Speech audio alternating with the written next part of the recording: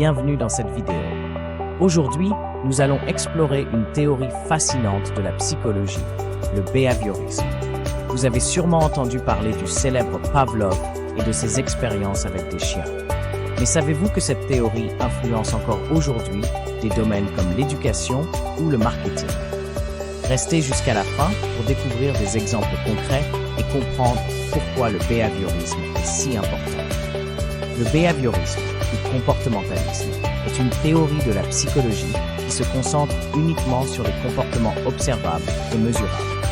Selon cette théorie, tout comportement est une réponse à un stimulus dans l'environnement. L'idée de base est simple: stimulus, réponse. Par exemple, si vous entendez une alarme, vous réagissez en vous levant rapidement. Voilà une réponse à un stimulus. Le behaviorisme s'est développé au début du XXe siècle.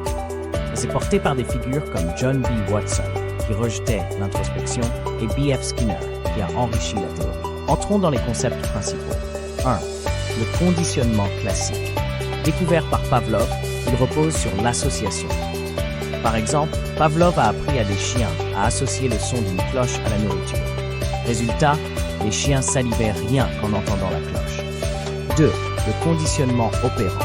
Popularisé par Skinner, il repose sur les renforcements et les punitions. Un comportement suivi d'une récompense est plus probable de se répéter. Un comportement suivi d'une punition est moins probable de se répéter. Le behaviorisme ne se limite pas au laboratoire. Voici comment il s'applique dans la vie quotidienne. Dans l'éducation, les enseignants utilisent des renforcements positifs, comme des points ou des félicitations, pour encourager le bon comportement en classe. Dans le marketing, les programmes de fidélité, comme les cartes de points, exploitent le conditionnement opérant. Plus vous achetez, plus vous êtes récompensé. En thérapie, les psychologues utilisent des techniques behavioristes pour aider les patients à surmonter leurs phobies ou à modifier des comportements problématiques. Malgré son efficacité, le behaviorisme a ses limites. Il a souvent été critiqué pour réduire l'être humain à une machine qui réagit aux stimuli. Il ne prend pas en compte les pensées, les émotions ou la créativité, ce qui est essentiel pour comprendre l'esprit humain. Aujourd'hui, des approches comme le cognitivisme complètent le behaviorisme en intégrant ces aspects. Pour résumer, le behaviorisme est une théorie qui met l'accent sur les comportements observables et mesure leur lien avec l'environnement. Grâce à des concepts comme le conditionnement classique et opérant, il a révolutionné la psychologie et continue d'influencer de nombreux domaines.